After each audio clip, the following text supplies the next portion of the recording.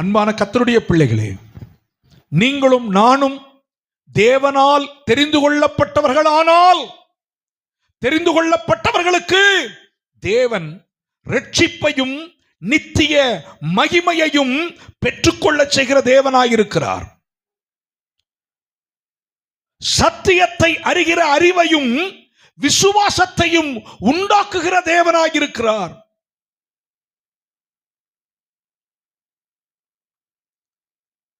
பரிசுத்தராக, அவருக்கு பிரியமானவர்களாக நம்மை மாற்றுகிற தேவனாக இருக்கிறார்.